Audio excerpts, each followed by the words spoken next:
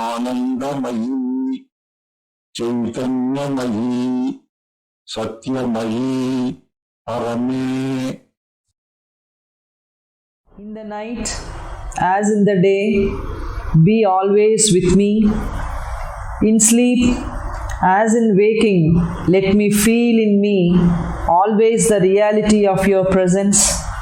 Let it sustain and make to grow in me truth, consciousness and bliss constantly and at all times.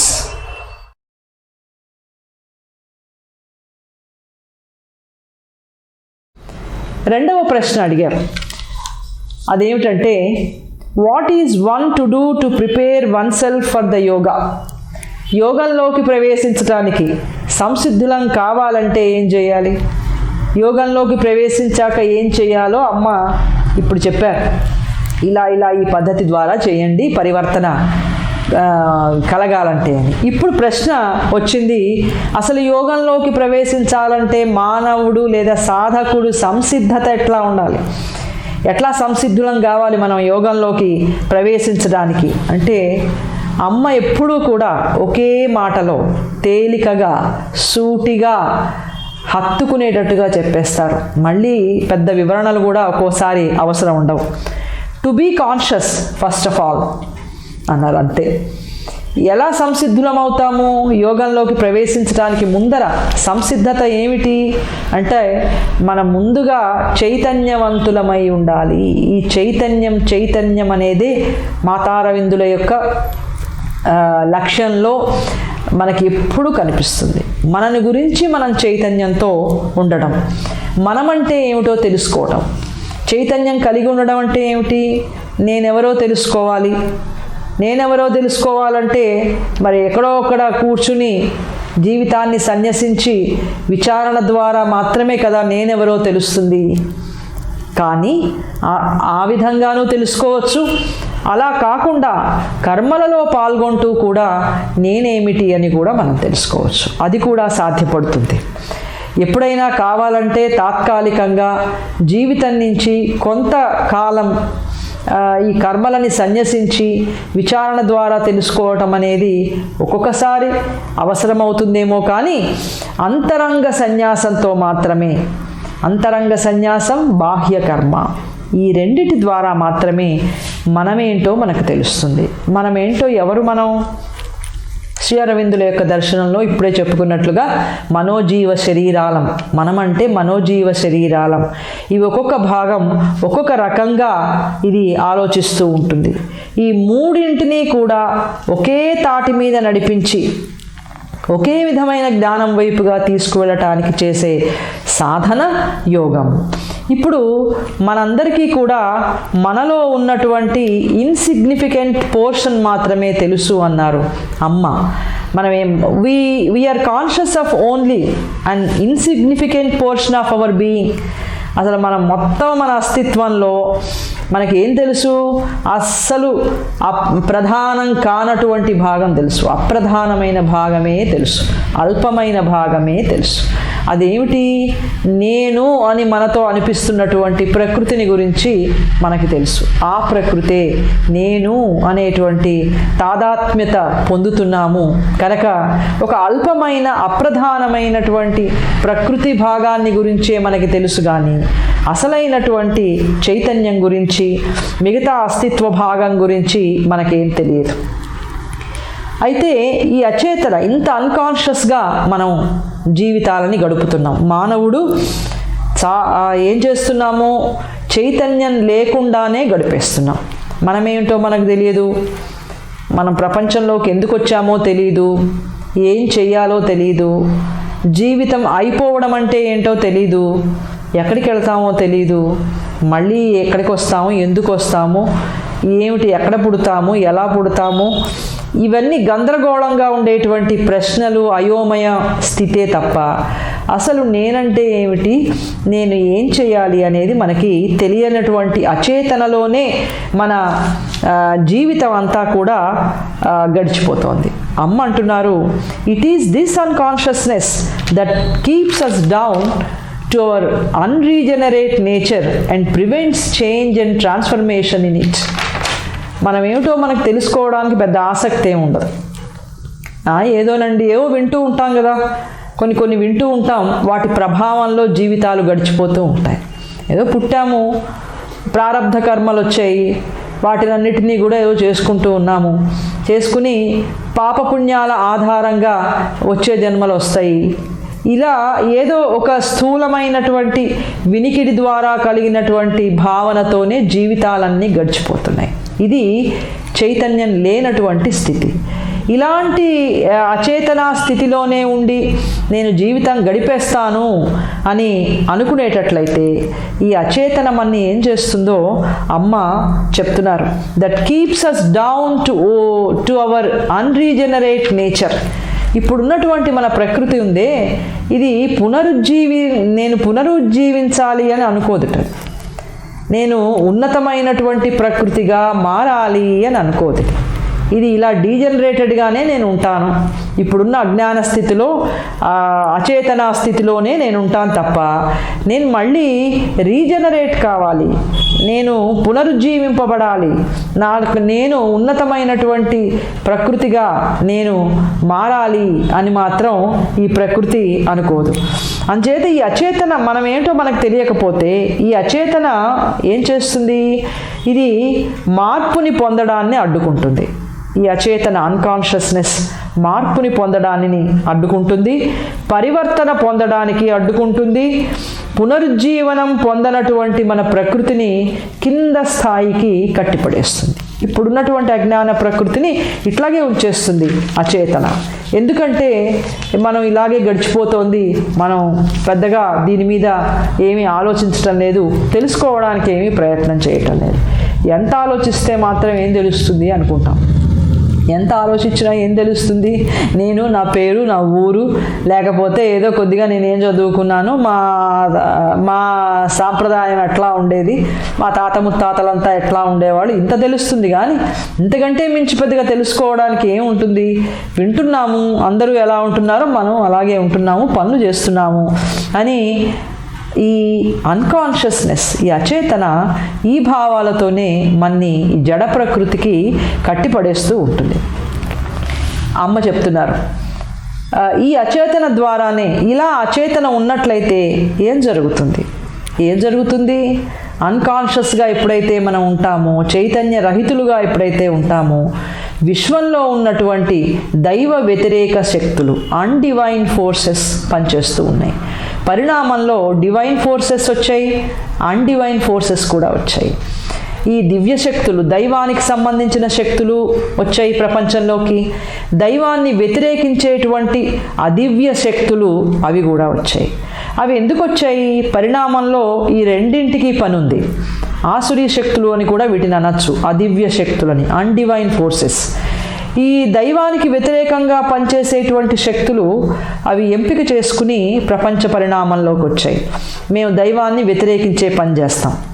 దైవీ శక్తులు మేము దైవానికి అనుకూలంగా పనిచేస్తాం, ఆయన చైతన్యాన్ని విశ్వంలోకి, వ్యక్తిలోకి తీసుకురావడానికి మేము పనిచేస్తాం అని వచ్చాయి. ఈ రెండింటి సంఘర్షణ ద్వారానే దైవ చైతన్యం అనేది విశ్వంలోకి వస్తుంది తప్ప ఒక దైవశక్తి ఉన్నా, ఒక అదివ్య శక్తులు ఉన్నా రావు.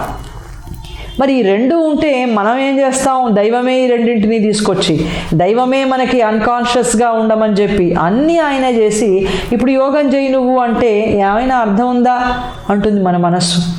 ఇప్పుడు అది అజ్ఞాన చైతన్యంలో ఉంది కనుక అన్నీ దైవమే చేసి నన్ను సాధన చేయమంటే నేనేం సాధన చేస్తాను? నా తప్పే ఉంది, నేను ఎంతకని చెయ్యను. నాకు దైవ చైతన్యం దొరకకుండా ద్వంద్వాలలో బడి జీవితం అంతా కూడా నడిచిపోతూ ఉంటే, మృత్యువులో, దుఃఖంలో, ఇలా అన్నిటి అజ్ఞాన చైతన్యంలోనే గడిచిపోతుంటే నా బాధ్యత ఏముంది అని అంటుంది. మన బాధ్యత ఉంది. మన బాధ్యత ఏముంది? బుద్ధి అనేది మనకు ఒకటి వచ్చింది. ఈ బుద్ధి ద్వారా మనసుని మనం నియమించవచ్చు. మనసు ఇంద్రియాలను నియమిస్తుంది. మనసు, బుద్ధి, ఇంద్రియాలు అన్నీ కలిసి శరీరం అనే రథంలో ఉన్న ఆత్మ అనే రధికుణ్ణి ఉన్నతమైనటువంటి చైతన్యం వైపుగా ఆయనతో కలిసి వెళ్ళిపోవాలి.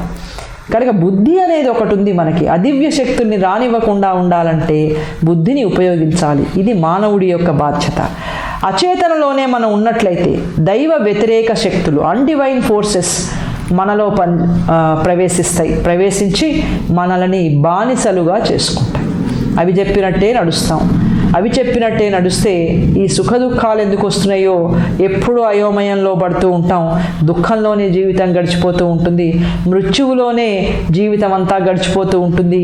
ఏది ఎందుకు వస్తోందో, మన జీవితాల మీద ఎవరి ప్రభావం ఉందో, ఏ పని చేస్తే మనకి ఆనందం దక్కుతోందో, ఏది మనకి దుఃఖాన్ని ఇస్తోందో, ఇవన్నీ కూడా మనకి ఏమీ తెలియవు.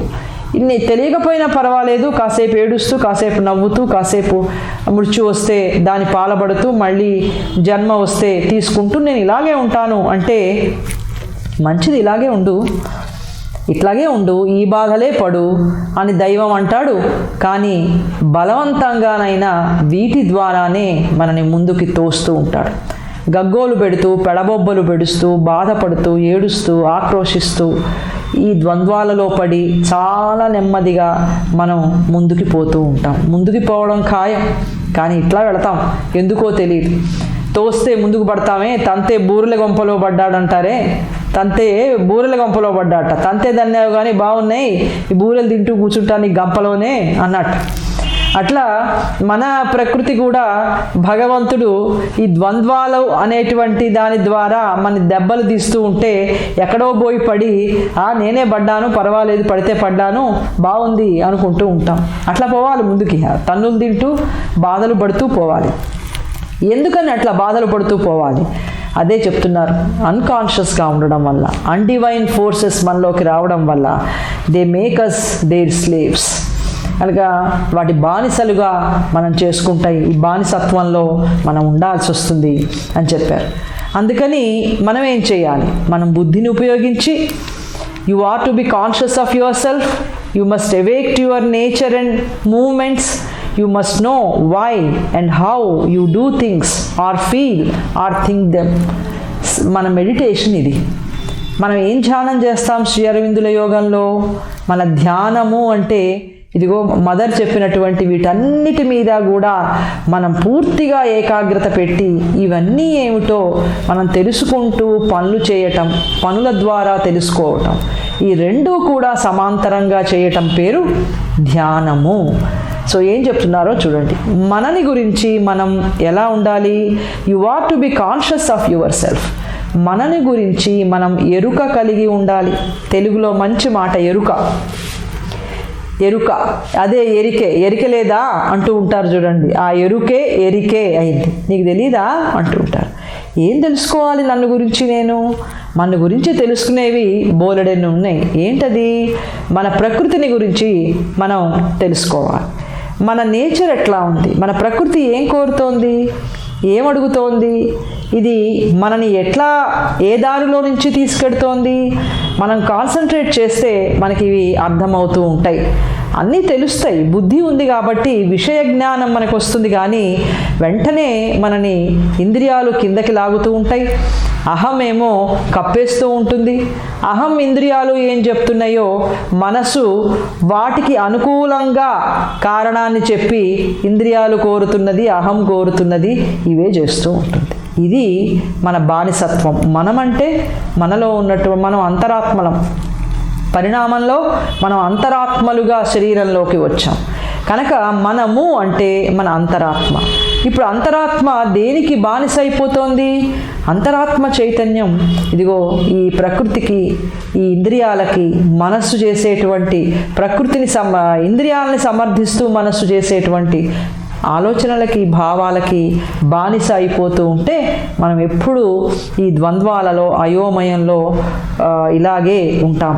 శ్రీ అరవిందుల దర్శనంలో అయితే మానవ జాతి దివ్య చైతన్యం కలిగినటువంటి మరొక మానవ రూపంగా, దివ్య మానవ రూపంగా పరిణామం చెందడానికి ఆ మార్గంలో ఉంది.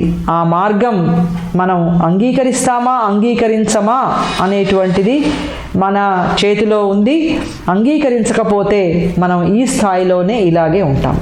కాబట్టి అమ్మ చెప్తున్నారు, మనని గురించి మనం ఎరుకతో ఉండాలి. మన ఏ భాగం ఏం ఆలోచిస్తోంది, ఏం పని చేస్తోంది, ఏం కోరుతోంది, ఏ అలవాట్లకి అది కట్టుబడిపోయి బయటికి రాలేకుండా ఉంది, ఇవన్నీ మనం గమనించుకుంటూ ఉంటే ఇది ఎరుక అంటాం. మనని గురించి మనకి ఎరుక ఉండాలి. ప్రకృతిని గురించి అది ఏ మార్గంలో ఎలా మనని తీసుకుపోతున్నదో, ప్రకృతి యంత్రాంగంలో బుద్ధి కూడా ఉంది, మనసు ఉంది, చిత్తం ఉంది, ఇవన్నీ అహం ఉంది, ఇవన్నీ ఉన్నాయి. ఇవన్నీ కూడా ఎలా ఆలోచిస్తున్నాయి, ఏ మార్గంలో పోతున్నాయి అనేది ప్రకృతి మార్గం అవుతుంది. కనుక మన ప్రకృతి ఎలా పోతోంది, జీవితాన్ని ఎలా ఆలోచిస్తోంది, ఎట్లా ఇది మన తీసుకుపోతోంది మనకు తెలియాలి. ఆ తర్వాత తెలియవలసినవి ఇంకా ఉన్నాయి అన్నారు అమ్మ. ఎంత లోతుగా ఎంత సూక్ష్మంగా ఎంత వివరంగా మనం తెలుసుకోవాలో అమ్మ అతి తేలికగా ఆ దశలని, ఆ అడుగులని, సాధన పరమైనటువంటి ఆ స్థాయిలని చెప్తున్నారు. చెయ్యటమే మన పని, చెప్పటం ఆమె చాలా తేలికగా మనకి చేయి అందించి మరీ చెప్తున్నారు. You must know why and how you do things or feel or think them. ఏవైనా సరే, ఏ పనైనా సరే మనం చేసేటప్పుడు ఎందుకు చేస్తున్నాం, బాగానే ఉందండి, ఎందుకు చేస్తున్నామో మనకు తెలియకుండా చేస్తున్నామా? మరి చిన్నపిల్లల్లాగా మాకు కట్టేస్తే ఎట్లాగండి? మనకు తెలుసు ఎందుకు చేస్తున్నాము. ఈ పని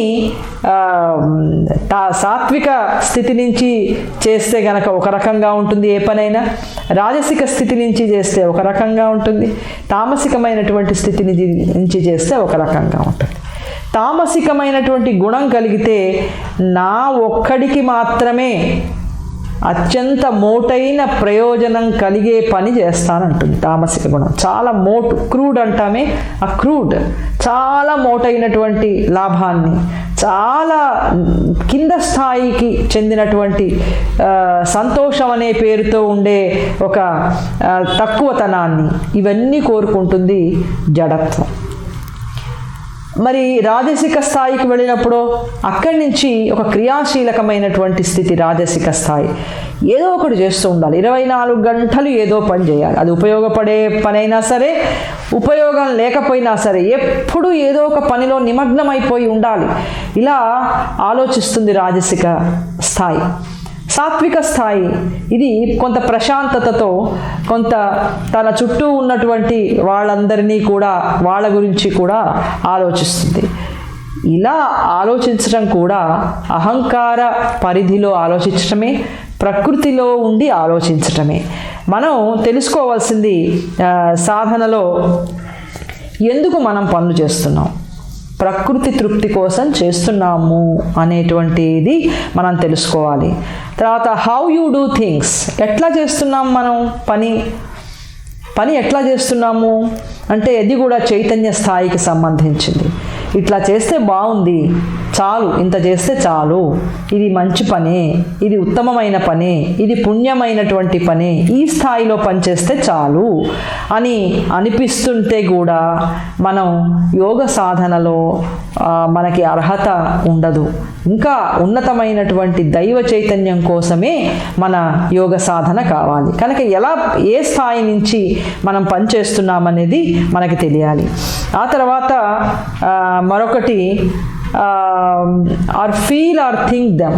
మనం చేసే పనుల గురించిన మన భావనలు ఎట్లా ఉన్నాయి, మన ఆలోచనలు ఎలా ఉన్నాయి, ఏ భావంతో పనిచేస్తున్నాం, ఏ భావనతో పనిచేస్తాం. మనం ఏ పని చేసినా కుటుంబం కోసం చేస్తాం ఒక పరిధిలో, కొంత విస్తృతమైపోతే అప్పుడు సంఘం కోసం చేస్తాం, మరింత విస్తృతమైందనుకోండి చైతన్యం, అప్పుడు దేశం కోసం చేస్తాం, ఇంకా విస్తృతమైందనుకోండి ప్రపంచ సౌభాగ్యం కోరతాం, ప్రపంచమే ఒక కుటుంబం అని భావిస్తాం, వసుధైక కుటుంబం అని భావిస్తాం. ఇలాంటి ఈ భావాలతో మనం పనులు చేస్తాం. ఈ భావాలన్నీ కూడా ఉత్తమమే అయినప్పటికీ కూడా ఉత్తమ మానవుడికి చెందినటువంటి భావనలే కానీ దివ్య మానవుడికి చెందిన భావనలు కావు. అంటే ఏంటి, ఈ పనులన్నీ చేయొద్దా, ఈ ఉత్తమమైన పనులన్నీ మనం చేయకూడదా? చేయాల్సిందే. వీటి ద్వారానే దైవత్వానికి వెళ్ళాలి. కానీ ఈ వీటి ద్వారా మనం వెడుతూ ఉన్నప్పుడు ఎప్పుడూ మన చైతన్యంలో గుర్తుండాల్సింది, నేను ఉత్తమమైనటువంటి స్థాయిలో చేస్తున్నాను, కానీ నేను దివ్యత్వం పొంది దివ్య చైతన్యం కలిగిన మానవుడిగా రూపొందాలంటే ఈ స్థాయిని కూడా అధిగమించాలి అనేటువంటి భావన ఉండాలి తప్ప ప్రజాశ్రేయస్సు కోసం పనిచేయొద్దని చెప్పలా ఎవరు, అలాగే విశ్వశ్రేయస్సు కోసం పనిచేయొద్దని చెప్పలా. అదే పూర్తి శిఖరాత్మకమైనటువంటిది కాదు అని మాత్రమే చెప్తున్నారు. దానిపైన కూడా ఇంకా ఉన్నత చైతన్యం ఉంది. అది పొందడానికి మనం ఈ మార్గాలన్నింటినీ కూడా, ఈ ఉత్తమమైన మార్గాలని మనం మెట్లుగా చేసుకోవాలి. అది ఇక్కడ చెప్తున్నారు. అందుకని ఎందుకు చేస్తున్నాము పని, ఎలా చేస్తున్నాము అనేది, ఏ భావనతో చేస్తున్నాము, ఎలా ఆలోచిస్తున్నాం. భావన అయిపోయింది, ఎట్లా ఆలోచిస్తున్నాం, మనం చేసే పనుల గురించి ఆలోచనలు మనకి ఎట్లా ఉన్నాయి, ఇవి కూడా మనం తరచుగా ఆలోచిస్తూ ఉంటే, తెలుసుకుంటూ ఉంటే, అప్పుడు మనం స్పృహతో ఉన్నట్టు, ఎరుక కలిగి పనిచేస్తున్నట్లు, మనం సాధనలో ఇది మనం చేయవలసినటువంటి మెడిటేషన్ కూడా ఇదే, ఆలోచన సాధన పద్ధతి కూడా ఇదే. ఇంకొకటి కూడా మనం అర్థం చేసుకోవాలి అని అమ్మ చెప్తున్నారు. ఒక యోగ సాధనకి సంసిద్ధం కావాలి అంటే ఇవన్నీ ముందు ఉండాలన్నమాట. ముందు వీటిని సాధించాలి. వీటన్నిటినీ కూడా సాధిస్తేనే మనం యోగంలోకి అడుగు పెట్టడానికి మనకి అర్హత అనేది వస్తుందన్నమాట. మనని మనం తెలుసుకోవటం, మన భావాలు ఆలోచనలు వీటిని గురించిన స్పృహతో ఉండడం, ఆ తర్వాత మరొకటి కూడా మన సంసిద్ధతలో మనకి ఉపయోగపడేది. అదేమిటంటే, you must understand your motives and impulses, the forces hidden and apparent that move you. మనని పురికొల్పుతూ పనులు చేయించడానికి పురికొల్పేటువంటి ఉద్దేశాలు ఏమిటో మనం తెలుసుకోవాలి.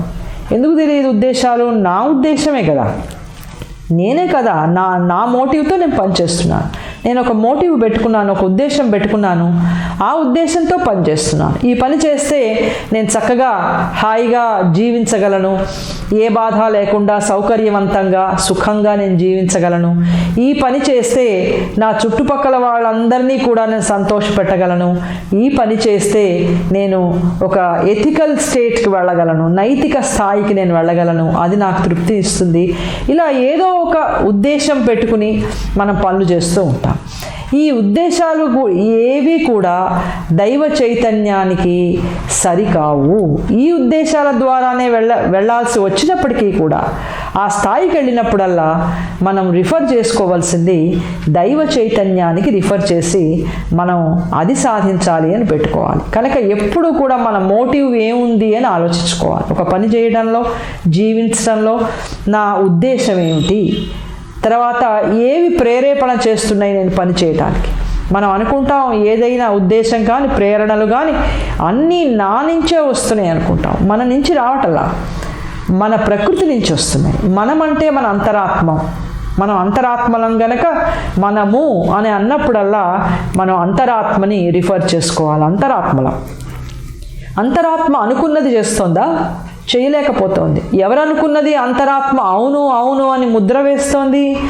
అజ్ఞాన ప్రకృతి అక్కడి నుంచి వచ్చేటువంటి ప్రేరణలు, అది పెట్టుకునేటువంటి ఉద్దేశాలు ఉన్నాయే, అవి నెరవేరడానికి అంతరాత్మ కూడా అనుమతిస్తోంది. ఎందుకని అనుమతిస్తోంది? అంతరాత్మ చాలా తక్కువ జ్ఞానంతో ఉండి ప్రకృతితో తాదాత్మ్యమైపోయి ప్రకృతే నేను అని అనుకుంటోంది గనక ప్రకృతి చేస్తున్నవన్నీ నేనే చేస్తున్నాను అని అంతరాత్మ కూడా భావన చేస్తున్నది. కనుక మనలో వచ్చేటువంటి ప్రేరణలన్నీ కూడా ఏ పని చేయాలన్నా, ఏం మాట్లాడాలన్నా, ఇవన్నీ నేను అనుకునే చేస్తున్నాను అని మనతో అనిపించేది ప్రకృతి. కనుక ఈ ప్రేరణలన్నీ ఏ భాగంలో నుంచి వస్తున్నాయి? కోరికల భాగంలో నుంచి ఎక్కువ వస్తాయి. ప్రకృతిలో వైటల్ నుంచి ఎక్కువ వస్తాయి. వైటల్ నుంచి కోరికల రూపంలో ఎన్నో ప్రేరణలు మనకు వచ్చి ఈ పని చెయ్యి మంచిది అని అంటాయి, కోరిక తీరుతుంది అంటాయి. కోరికకి ఒక ముద్ర వేసేది, రాజముద్ర వేసేది రబ్బర్ స్టాంప్ లాగా మనస్సు. కోరికని జస్టిఫై చేస్తూ ఉంటుంది మనస్సు.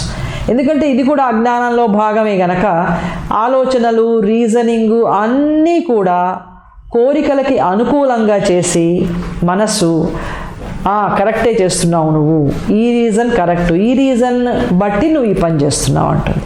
చూడండి, న్యాయవాదులు అటు ఇటు ఇద్దరు ఉంటారు, ఇద్దరిది న్యాయమే, ఏది విన్నా న్యాయంగానే కనపడుతుంది. అలాగే దేన్నైనా కూడా వాదించి గెలిపించవచ్చు ఎలాగో వాదనలో, అట్లాగే మనసు కూడా ఇంద్రియాలు చెప్పేటువంటివన్నిటినీ కూడా జస్టిఫై చేస్తూ వాటికి అనుకూలంగా ఒక కారణాన్ని సృష్టించి వాటికి అనుకూలంగా హేతువును సృష్టించి, అబ్బా నువ్వు మంచి కారణంతో మంచి ఉద్దేశంతో చేస్తున్నావు, ఎస్ నేను కూడా ఒప్పుకుంటున్నాను, చేసేయి అని మనసు కూడా ఈ సెన్సెస్ ఏవి చేస్తాయో అవే ఒప్పుకుంటూ ఉంటుంది. కనుక వైటల్ పార్ట్ ఏది కోరుతోందో మనసు కూడా అదే జస్టిఫై చేస్తూ ఉంటుంది.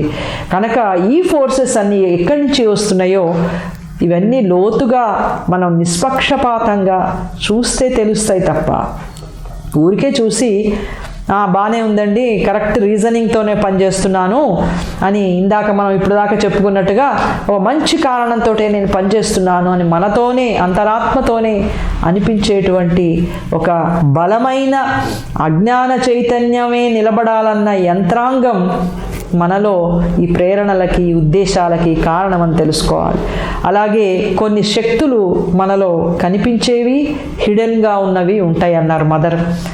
అవి కూడా మనం చేసేటువంటి ఆలోచనకి, మన పనికి, మన జీవితానికి అన్నిటినీ పురికొల్పుతున్నది ఏమిట్రా అంటే ఈ శక్తులు.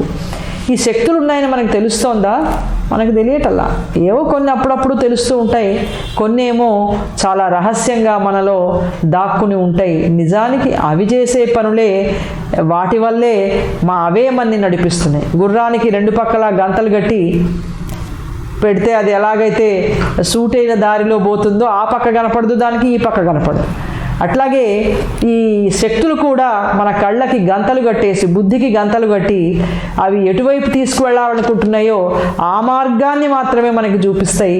మిగతా ఉన్నటువంటి చైతన్యం కానీ మిగతా ఏవి కూడా మనకు కనపడకుండా చేసేస్తాయి. అవి ఉన్నాయని కూడా మనకు తెలియదు, అవి హిడెన్గా మనలో ఉంటాయి. కొన్ని శక్తులు బయటికి కనిపిస్తూ ఉంటాయి. ఇలా motives, impulses, forces, hidden and apparent forces అవన్నీ కూడా మన గమనానికి, మన జీవిత గమనానికి అంతటికి అవే కారణం అని తెలియాలంటే అంతర్ముఖులమై మన పనులను నిష్కర్షగా పరిశీలించుకుంటేనే తెలుస్తుంది. ఇలా పరిష్కరించుకోవటం సంసిద్ధత, యోగానికి మనం వెళ్ళడానికి సంసిద్ధతకి ఇది ఒక ఆధారం. మరొకటి చెప్పారు, in fact you must as it were take to pieces the entire machinery of your being. నిజానికి ఏం చేయాలంటే మనలో ఉన్నటువంటి భాగాలు ఉన్నాయే, ఈ వేరు భాగాలుగానే వీటిని మనం చూడాలి. ఉన్నట్లుగా ఈ అస్తిత్వపు యంత్రాంగాన్నంతా కూడా వేరు భాగాలుగా మనం చీల్చి చెండాడి అంటాం చూడండి, అట్లా వేరు భాగాలుగా చేసేయాలి. ఇదిగో ఇది మనస్సు, ఇది అంతరాత్మ కాదు. ఇది వైటల్, ఇది ప్రాణిక స్థితి, ఇది అంతరాత్మ కాదు. ఇదిగో ఇది శరీరం, ఇది అంతరాత్మ కాదు. ఈ అలవాట్లు, కోరికలు, ఆలోచనలు, భావాలు అన్నీ ప్రకృతివి, ఇవి నావి కావు అని మనం విడివిడి భాగాలు చేసి ఏ భాగం ఏ విధమైన ప్రేరణలతో, ఏ విధమైన ఉద్దేశాలతో, ఏ విధంగా మనని నడిపిస్తోందో ఇదంతా కూడా మనం గుర్తించాలి. ఇలా గుర్తించినట్లయితే మనం కాన్షియస్గా ఉన్నట్లు లెక్క, మనని మనం ఎరుక కలిగినట్లు లెక్క, చైతన్యం కలిగినట్లు లెక్క. ఇదంతా మనకి తెలిస్తే అప్పుడు విషయాలలో ఉండేటువంటి తేడాని మనం గుర్తిస్తాం. ఎట్లా గుర్తిస్తాంట? Once you are conscious it means that you can distinguish and sift things you can see. మనం చూస్తున్నటువంటి విషయాలున్నాయే వీటన్నిటినీ కూడా స్పష్టంగా ఎవరు దేనిని చేస్తున్నారు అనేది డిస్టింగ్విష్ చేయగలుగుతాం. స్పష్టంగా తేడాని మనం గుర్తించి వేరు చేయగలుగుతాం. అరే ప్రాణిక స్థితి నుంచి ఇది వస్తోంది, మనసు నుంచి ఇది వస్తోంది, మన అలవాటు మనని ప్రేరేపిస్తోంది, ఇలా మనం డిస్టింగ్విష్ చేయగలుగుతాం.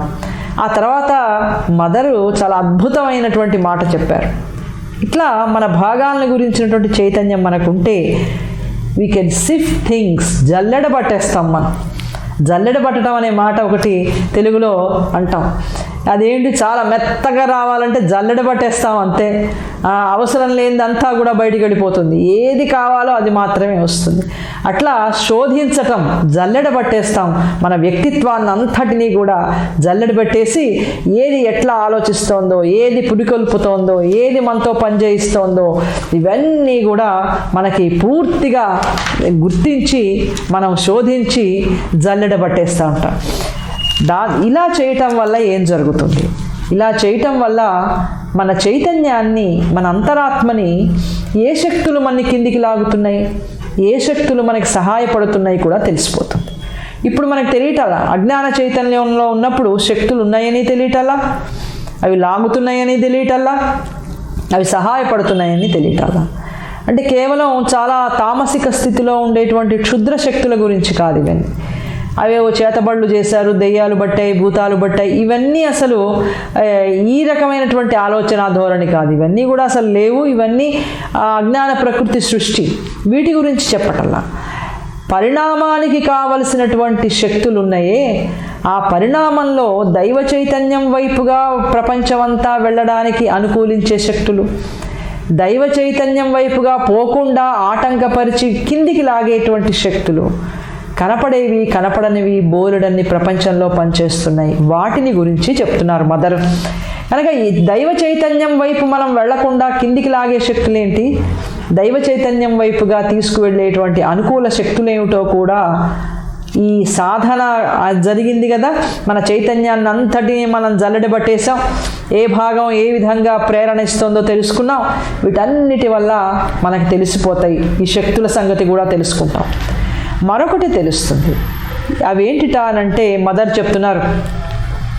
అదేమిటి అంటే, when you know the right from the wrong, the true from the false, the divine from the undivine, you ought to act strictly up to your knowledge.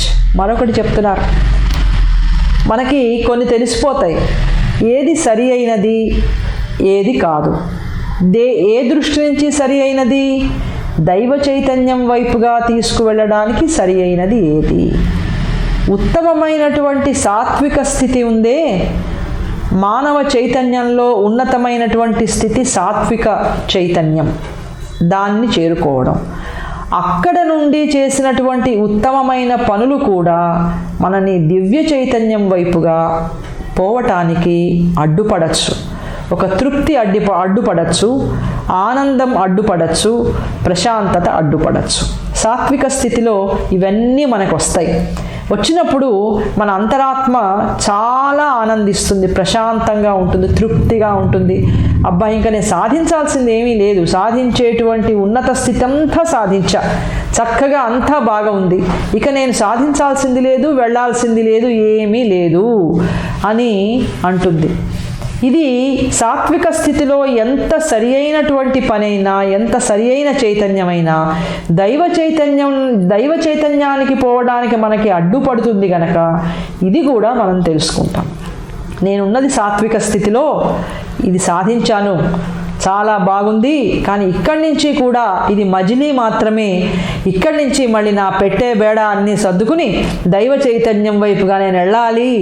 నన్ను ఆనందం కూడా బంధించకూడదు, సత్వం కూడా బంధిస్తుంది అని గీతలో శ్రీకృష్ణ పరమాత్మ చెప్పాడు కదా. సత్వగుణం కూడా బంధిస్తుంది, జ్ఞానానికి బంధిస్తుంది. అది మిగతా గుణాలన్నీ అజ్ఞానానికి బంధిస్తే సత్వగుణం జ్ఞానానికి బంధిస్తుంది. చాలా హాయిగా ఉంది, నేను అక్కడే ఉంటానంట, అక్కడ ఉండకూడదు. మన సాధకుడు, పూర్ణయోగ సాధకుడు సత్వ స్థాయికి చేరిన తర్వాత కూడా వెళ్ళవలసినటువంటి దైవ చైతన్య స్థాయి వైపే చూడాలి. కనుక ఈ సాత్విక స్థాయి దగ్గర ఆగినప్పుడు మనకి ఏది సరి అయినది ఏది కాదు అని తెలిసిపోతుంది.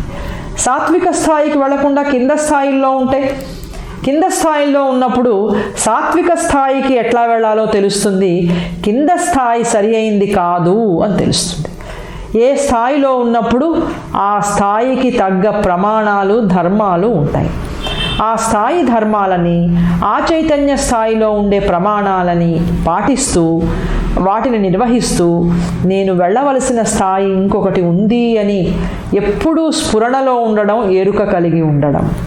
ఆ స్ఫురణలో ఉంటూ ఆ స్థాయికి వెళ్ళడానికి సాధన చేస్తూ ఉండాలి. అప్పుడు ఇంకొక కొత్త స్థాయి వస్తుంది. అక్కడ కొత్త ధర్మం, అక్కడ కొత్త ప్రమాణం మనకి దొరుకుతాయి. ఆ ప్రమాణాన్ని, ఆ ధర్మాన్ని మనం పాటిస్తాం. ఇది సాధనలో మనం దైవ చైతన్యం వైపుగా వెళ్ళేటువంటి సాధనా దశలు ఇలా ఉంటాయి. సాధకుని యొక్క ధోరణి, అతని ఆలోచన కూడా ఈ విధంగా ఉండాలి.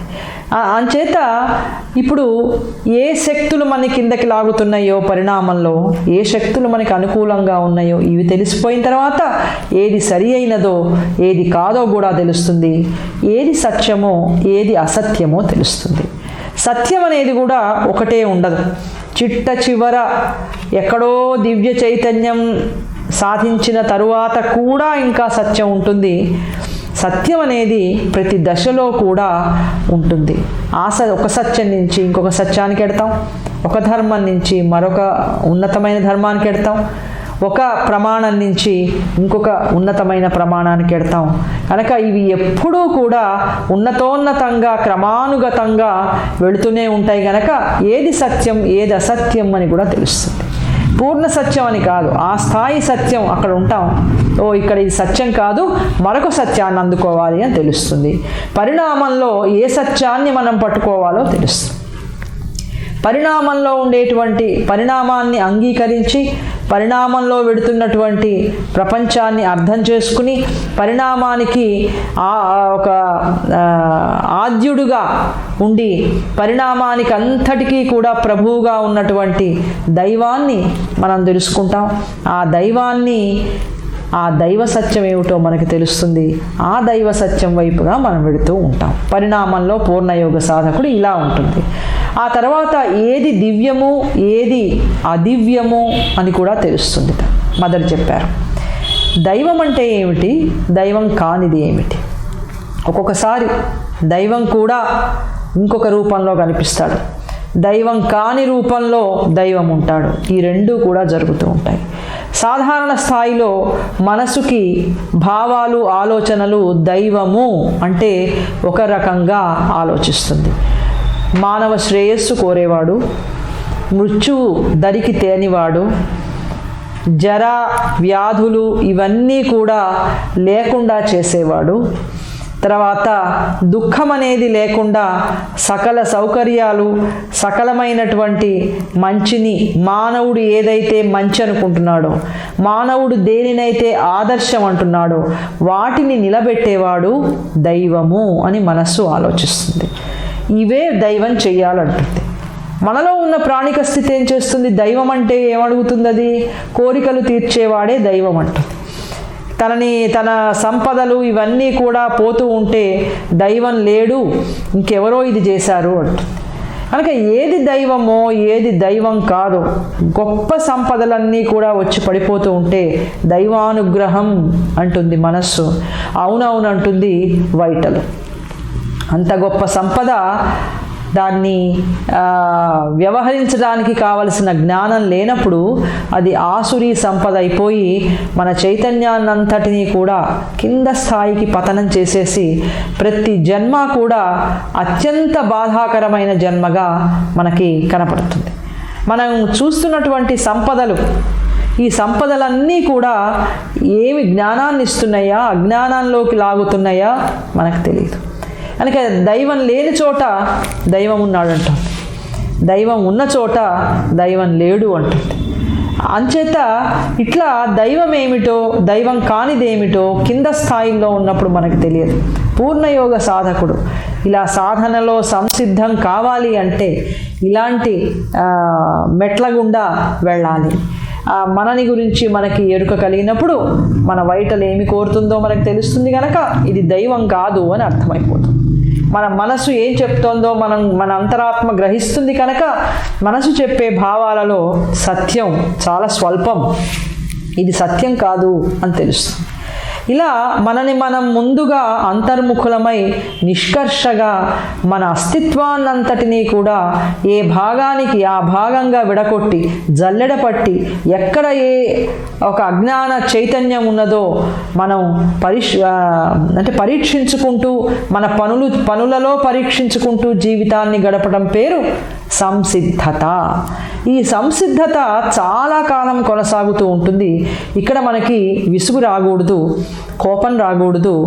ఇలాగా మనని మనం శోధించుకుంటూ జీవితం గడుపుతూ మన కర్మలలోకి వీలైనంత జ్ఞానాన్ని తెచ్చుకోవటం కోసం చేసేటువంటి సాధన మనకి ఆనందాన్ని కలిగించాలి తప్ప ఇంకా నాకు సిద్ధి రాలేదని కానీ వచ్చేసింది సిద్ధి నేనేం చేయక్కర్లేదని కానీ ఈ రెండూ కూడా ప్రకృతి మాయాజాలం అని పూర్ణయోగ సాధకుడు గుర్తిస్తాడు. ఇప్పుడు ఇవన్నీ మనకి తెలిసినాయి. ఏది దివ్యం ఏది అదివ్యమో కూడా మనం తెలుసుకుంటాం. తెలుసుకున్నాక ఏం చేయాలి? తెలుసుకుని కూర్చుంటానంటే మొదలు ఊరుకోరు. కూర్చోవడానికి పూర్ణయోగ సాధనలో అనుమతి లేదు. అమ్మ నేను పోని శరీరంతో పనిచేస్తాను, మనసుకి మాత్రం తలుపు గొళ్ళెం వేసేస్తానంటే అందుకు అసలు అనుమతి లేదు. అమ్మ పోనీ నేను అంతరాత్మలో లీనమైపోతాను, నిశ్చల ప్రశాంత స్థితిలో ఆత్మసాక్షాత్కారం పొందుతాను అంటే ఇక్కడ ఈ యోగంలో ఇది పనికిరాదు.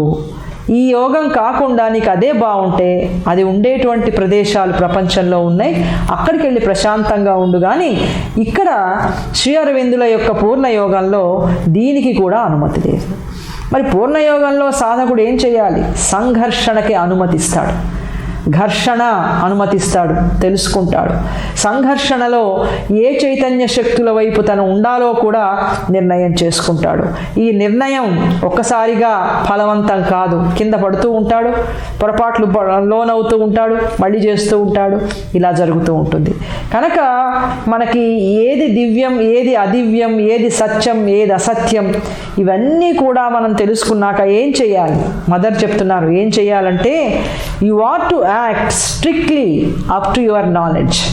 నువ్వు సంపాదించినటువంటి జ్ఞాన స్థాయిని బట్టి చాలా ఖచ్చితంగా కర్మలో ఆ జ్ఞానాన్ని చూపించాలి.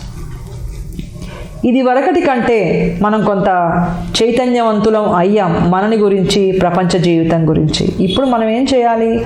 రోజువారీ పనులలో నుంచి మన వృత్తి ఉద్యోగాలు వ్యాపారాలు ఉత్తమమైనటువంటి పనుల వరకు కూడా ఏ పని చేస్తున్నా మనం తప్పనిసరిగా ఈ జ్ఞానాన్ని ఆ పనిలో చూపించాల్సిందే. ఆ పనిని మనం సంపాదించిన జ్ఞానం ద్వారా చేయాలి, ఆ జ్ఞానంతో చేయాలి. మనం రోజు చేసేటువంటి పని ఇప్పుడు కొత్తగా కొంత జ్ఞానం వచ్చిన తర్వాత ఆ పని చేసే దాని వెనకాల భావన మారిపోతుంది. పని అట్లాగే ఉంటుంది. రోజు లేచి వంట చేసే పనే, కానీ కొంత జ్ఞానం వచ్చినప్పుడు వెనకాల భావన మారిపోతుంది. ఇప్పుడు నేను బాగా రుచికరంగా ఉండడానికే వంట చేయటంలా, నా వాళ్ళు తిని సంతోషిస్తారని నేను వంట చేయటంలా, లేకపోతే వంట చేయటం అనేది నా స్వభావం కాబట్టి నేను వంట చేయటంలా, వంట చేయటం అనేది నాకు మరి అందరూ చేస్తున్నారు కాబట్టి నేను చేస్తున్నా, ఇది ఒక నా బాధ్యత అని చేయటంలా, ఇది చేయటం వల్ల ఏవో బోలెడన్ని వీడియోలు పెట్టేసి కీర్తి ప్రతిష్టల కోసం చేయటంలా, ఇన్ని రకాలుగా ఇప్పుడు చేస్తున్నాం. ఇంకా కొన్ని మనం చెప్పుకోలేదు. ఇప్పుడు భావన మారిపోతుంది. ఇప్పుడు అదే పని చేస్తాం. వైటల్ని వంట చేసేటప్పుడు కూడా ఏ కోరికతో నేను వంట చేస్తున్నానో ఆలోచిస్తాం. వృత్తి చేసేటప్పుడు, వ్యాపారం చేసేటప్పుడు ఏ కోరిక, ఏ ప్రేరణ వ్యాపారంలో ప్రతి దాన్ని పురికొల్పుతోందో చూస్తాం. అత్యుత్తమమైనటువంటి జ్ఞానకర్మ చేసేటప్పుడు కూడా ఏ భాగం మనలో భాగం ఏ విధంగా ప్రేరేపణ చేస్తుందో మనకి తెలిసిపోతుంది. కనుక ఇప్పుడు మనం ఏం చేస్తాం? మన సంపాదించిన జ్ఞానాన్ని మన కర్మలోకి తీసుకొస్తాం. ఖచ్చితంగా తీసుకురావాలని చెప్పారు మదర్, స్ట్రిక్ట్లీ అన్నారు. ఖచ్చితంగా నువ్వు సంపాదించిన జ్ఞానాన్ని కర్మలోకి వచ్చి దానికి నిలబడడం అనేది యోగంలో సంసిద్ధం కావడానికి ఇదొక మెట్టు అని చెప్తున్నారు. అంటే ఏం చేయాలి? పైన చెప్పారు చూడండి, దివ్యం అదివ్యం, సత్యం అసత్యం, తర్వాత ఏది సరి అయింది ఏది కాదు, పరిణామంలో దైవ చైతన్యం రావడానికి ఇవన్నీ ఆ దృష్టితో చెప్పారే. ఇప్పుడు ఏం చేయాలి? దివ్యమైనటువంటి దాన్ని అనుసరించాలి, అదివ్యాన్ని మనం నిరాకరించాలి. That is to say resolutely reject one and accept the other అన్నారు. పైన 2 చెప్పాం. ఒకదాన్ని రిజెక్ట్ చేయాలి. ఎట్లా రిజెక్ట్ చేయాలి? రిజల్యూట్లీ రిజెక్ట్, దృఢ నిశ్చయంతో నిరాకరించాలి. సరి అయింది ఏదైతే సరి అయింది కాదో దైవ చైతన్య దృష్టిలో దాన్ని నిరాకరించాల్సిందే. ఎట్లా నిరాకరించాలి? దృఢ నిశ్చయంతో. దృఢ నిశ్చయం అనేది ఎంత కష్టం. ఒప్పుకుంటుందా మన ప్రాణిక స్థితి? మనసు ఒప్పుకుంటుందా? భయపెట్టవు. మన అలవాటు ఒప్పుకుంటుందా? అలవాటు ప్రకారం చేయటమే మానవుని యొక్క చైతన్యం చేసే పని. అలవాటు ప్రకారం చేసేస్తున్నాం. మా అలవాటు అండి ఇది, మా కుటుంబ అలవాటు, మా తాత ముత్తాతల అలవాట్లు, ఇట్లాగే చేస్తాం అనిపిస్తుంది మనతో అలవాటు. అలాగే కోరికలు అట్లాగే అనిపిస్తాయి, మనసులో ఆలోచనలు భావాలు అలాగే అనిపిస్తాయి. ఇప్పుడు వీటన్నిటినీ కూడా మనం సంపాదించినటువంటి కొత్త జ్ఞానంతో మనం ఏం చేయాలి? దృఢ నిశ్చయంతో నిరాకరించాలి. ఎంత అలవాటున్నా, ఎంత పూజ్యులు చెప్పిందైనా, ఎంత కాలం నుంచి వస్తున్నదైనా సరే దైవ చైతన్యం రావడానికి ఇది సరిపోదు గనక దీన్ని నేను నిరాకరిస్తాను అని రిజల్యూట్లీ రిజెక్ట్ అన్నారు. పరిణామానికి దివ్య చైతన్యం రావడానికి అంగీకరించి అనుకూలంగా ఉన్నటువంటి దాన్ని ఆమోదించాలి, దాన్ని నువ్వు యాక్సెప్ట్ చేయాలి. అది బహుశా నీ అలవాట్లో లేకపోవచ్చు, నీ సాంప్రదాయం కాదనొచ్చు, సంఘం ఆమోదించకపోవచ్చు, దేశం కూడా ఇది సరి అయింది కాదనొచ్చు, అంతా సర్వం నీకు వ్యతిరేకమై ఇదంతా నువ్వు చేయకూడదు అనొచ్చు. అయినా సరే దైవ చైతన్యం రావడానికి ఇది సరి అయిన పని అని మన సాధన ద్వారా మనకు అర్థమైంది కనుక దీన్ని ఏమైనా సరే, ఎంత ప్రతికూలమైనా సరే యాక్సెప్ట్ చేయవలసిందే అని చెప్పి మదర్ అంటున్నారు. సరేనండి, యాక్సెప్ట్ చేసాం, ఇంతటితో సాధన పూర్తవుతుందా? ఎట్లా పూర్తవుతుంది? పూర్ణయోగంలో సాధనా దశలు అనేకం ఉంటాయి, ఎన్నో మెట్లు ఉన్నాయి. ప్రతి మెట్టుకి మనం ఎక్కినప్పుడల్లా కూడా ఈ ద్వంద్వాలు మనకు ఎదురవుతూనే ఉంటాయి. సరి అయింది, పొరపాటు, సత్యము, అసత్యము. ఆ మెట్టు మీద ఒక సత్యం అసత్యం ఉంటాయి. ఆ మెట్టు ఎక్కిన తర్వాత మనకి ఈ డ్యుయాలిటీ అనేది తప్పకుండా వస్తుంది అన్నారు. The duality will present it self at every step, and at every step you will have to be patient, persistent and vigilant and sleepless అన్నారు. మదరు శ్రీ అరవిందులు చెప్తే ఆ మాటలన్నీ కూడా మనం ఎంతగా సాధనలో ముందుకు వెళ్ళాలో తేట తెల్లంగా మనకి స్పష్టంగా అర్థమయ్యేటట్టుగా లోతుగా వాళ్ళు మనకి చెప్తూ ఉంటారు. ఇప్పుడు ప్రతి అడుగులో సాధనా దశలో ఒక స్థాయి నుంచి ఇంకో స్థాయికి వెళుతూ ఉన్నప్పుడల్లా ప్రతి స్థాయిలో 2 ద్వంద్వాలు మనకు ఎదురవుతూనే ఉంటాయి. ఒక సత్యం ఎదురవుతుంది, ఒక అసత్యం కూడా ఎదురవుతుంది. ఆ స్థాయిలో మనం సత్యం ఏదో తెలుసుకోవాలి, దాన్ని ఆమోదించాలి, అసత్యాన్ని నిరాకరించాలి. ఏది దివ్యమో మనకు అర్థమవుతుంది, ఆ స్థాయిలో దివ్యంగా ఉన్నదాన్ని, దైవత్వం, దైవ చైతన్యాన్ని మనం అంగీకరించి దివ్యమైనటువంటి దాన్ని, దైవ వ్యతిరేకతని మనం నిరాకరించాలి. ఇలా ప్రతి దశలో కూడా 2 ఎదురవుతూనే ఉంటాయి, దైవానికి వ్యతిరేకమైనవి, దైవ అనుకూలమైనవి. ప్రతిసారి ఇలాగే చేయాలి. ఇలా చేయాలంటే సాధకుడికి ఏ లక్షణాలు ఉండాలి? చేయగలమా? అలసిపోము. ఒక అరగంట గంట మనం విన్నా, చదివినా, లేకపోతే ఒక గోష్ఠిలో ఉన్నా, ఆలోచించినా ఎంతో అలసిపోతుంది మనస్సు. అలసిపోయి 2 రోజులు విశ్రాంతి కావాలంటుంది, గంటకి 2 రోజులు అడుగుతుంది, లేకపోతే వారం రోజులు అడుగుతుంది. ఇంకా వినలేవు, నీ వల్ల కాదు, వారం రోజులు నాకు రెస్ట్ కావాలంటుంది. ఈ అజ్ఞానంలో ఉండే మనస్సు మనని వదిలిపెడుతుందని మనం ఎప్పుడు కూడా అనుకోకూడదు. పూర్ణయోగ సాధకుడు ఇది ఎప్పుడు మనం వెంటబడుతూనే ఉంటుంది. ఎక్కడ చిక్కుతే అక్కడ కిందకి లాగాలి, పతనం చేయాలని చూస్తుంది, ఇంకా కింద స్థాయికి వెళ్ళిపోవాలని చూస్తుంది. కనుక యోగంలోకి ప్రవేశించాలనుకునేటువంటి సాధకుడు ఎటువంటి లక్షణాలు కలిగి ఉండాలి? దైవ ప్రతికూల శక్తులతో చెప్తున్నారు. పేషెంట్, మొట్టమొదట కావాల్సింది ఓర్పు. ఎంత ఓర్పు, సహనం కావాలంటే ఎన్నిసార్లు అదే సత్యం అసత్యం కనపడ్డా 1,00,000 సార్లు అయినా అసత్యాన్ని నిరాకరిస్తూనే పోవాలి. అసంఖ్యాకంగా వచ్చినా సరే అవి మనం నిరాకరిస్తూనే ఉండాలి తప్ప మనకి విసుగు పుట్టకూడదు, కోపం రాకూడదు, అలసట రాకూడదు. ఇదేమిటా ఇట్లా ఉంది, నేను కొత్త యోగంలోకి వెళ్ళిపోతాను అనిపిస్తే అట్లా కూడా అనిపించకూడదు. చాలా సహనం ఉండాలి, పేషెంట్ అండ్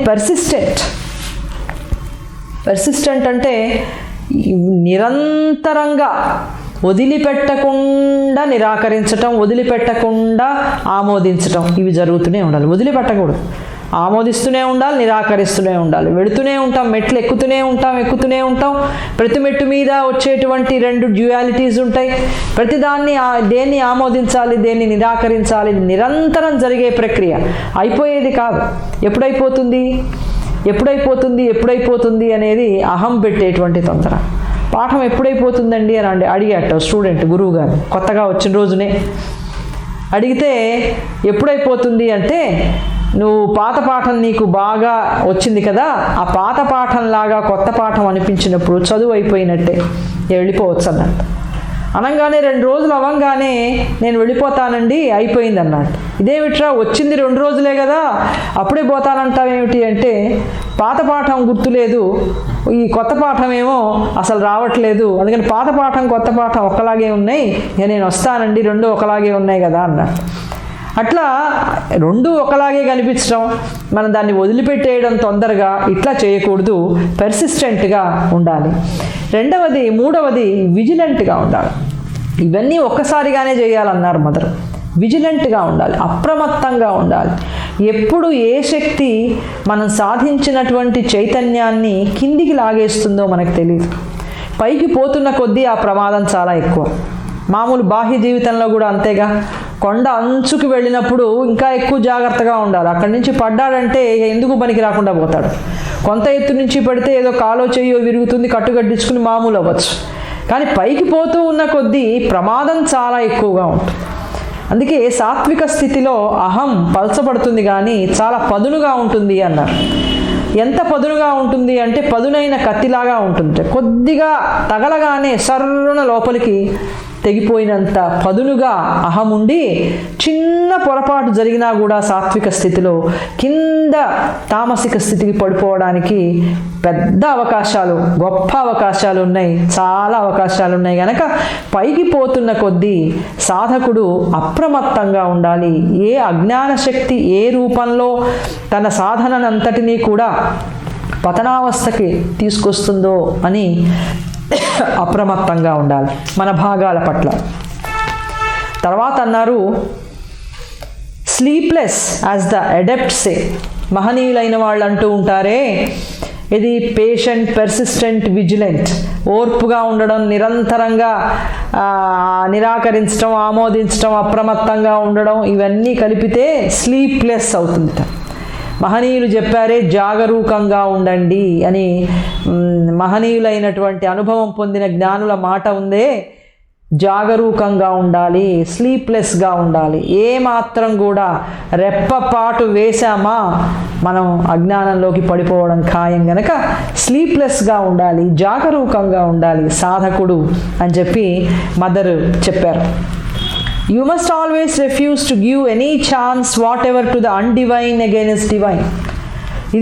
ఇది కూడా మన సంసిద్ధతలో ఇంకొక అంశం. అదేంటంటే, ఏదేమైనా సరే దైవానికి వ్యతిరేకంగా పనిచేసేటువంటి అదివ్య శక్తికి అవకాశం మాత్రం ఇవ్వకూడదు. ఏదేమైనా కానీ అంటే ఏమిటి? మన బాహ్య ప్రపంచ జీవితంలో ఫలితాలు ఒక్కొక్కసారి మనకి ఎంత ప్రతికూలంగా వచ్చినా సరే, బాహ్య జీవితంలో మరి జ్ఞానం పొందుతున్నప్పుడు రెసిస్టెన్స్ ఎక్కువ ఉంటుంది ప్రపంచంలో. అజ్ఞానం యొక్క వ్యతిరేకత విపరీతంగా ఉంటుంది. అజ్ఞానం యొక్క శక్తి సాధకుడు పొందేటువంటి జ్ఞానం మీద విపరీతమైన ప్రభావం చూపిస్తుంది. ఎట్లాగొట్లా ఈ జ్ఞానం వైపు పోకూడదు. ఎందుకని? జ్ఞానం వైపు ప్రపంచం అంతా వెళ్ళిపోతే నేను ఉండడానికి అవకాశం ఉండదు. అందుచేత అజ్ఞానం ఎప్పుడూ కూడా జ్ఞానం మీద తీవ్ర ప్రభావం చూపిస్తూ ఉంటుంది. జ్ఞానం పొందిన కొద్దీ ప్రమాదాలు ఎక్కువగా ఉంటాయి. ఎంతటి ప్రమాదమైనా, ఎటువంటి ఫలితం మనకి వ్యతిరేకంగా వచ్చినా, ఏది ఏమైనా సరే అన్నారు, ఇది మనం ఎప్పుడూ కూడా అదివ్య శక్తులకి మన సాధనలో చోటు ఇవ్వకూడదు. సరేనండి, చోటు ఇవ్వం అంటే ఇంకా ఉంది అంటున్నారు మదర్ తొందరగా మనకి కామా పెడతారు కానీ ఫుల్ స్టాప్ పెట్టరు. ఎందుకంటే మానవుడిని పరిపూర్ణమైనటువంటి దివ్య మానవుడిగా తీర్చిదిద్దడం వాళ్ళ లక్ష్యం గనక, దివ్యమానవుడు కావాలంటే ఎన్నో ఎన్నో ఎన్నో అంశాలు సమగ్రంగా మనం సమకూర్చుకోవాలి. కాబట్టి కామాలే ఉంటాయి కానీ శ్రీ అరవిందుల దర్శనంలో ఫుల్ స్టాప్స్ ఉండవు. ఇప్పుడు ఏం చేయాలి? మనం అదివ్య శక్తులకి చోటు ఇవ్వకూడదు, సరికదా తిరస్కరించాలి అన్నారు. రిజెక్ట్ చేయాలి. ఎప్పటికప్పుడు రిజెక్షన్ అనేది చాలా ముఖ్యం. రిజెక్ట్ చేస్తూనే ఉండాలి. ఇలా రిజెక్ట్ చేస్తూ ఉండడమే మనకి సాధన సంసిద్ధతలో ఇదొక ముఖ్యమైనటువంటి అంశం. ఇది ప్రశ్నకి జవాబుగా మదర్ చెప్పారు. సాధన సంసిద్ధత ఎలా ఉండాలి అంటే, ఇప్పుడు మనం చెప్పుకున్నదంతా చేస్తే సంసిద్ధులం అవడానికి అవకాశం ఉంది. ఇదంతా ఎలా చేస్తాం? మనం రోజువారీ జీవితాన్ని గడుపుతూ ఆ జీవితాన్నంతటినీ పరిశీలించుకోవటం ద్వారా వచ్చేటువంటిదే ఈ సంసిద్ధత తప్ప, జీవితపు కర్మలన్నిటినీ పక్కన పెడితే వచ్చేటువంటిది సాధనా సంసిద్ధత కాదు. రెండవ ప్రశ్నని మనం చూసాము, దానికి మదర్ ఏం సమాధానం చెప్పారని. వచ్చే ప్రసంగంలో మూడవ ప్రశ్నని చదువుదాము. ఆ మూడవ ప్రశ్న, is the yoga for the sake of humanity? యోగం అనేది మానవ జాతి కోసమా అని శిష్యులు ప్రశ్న వేశారు. దానికి మదర్ ఇచ్చిన సమాధానం తర్వాత ప్రసంగంలో చూద్దాం.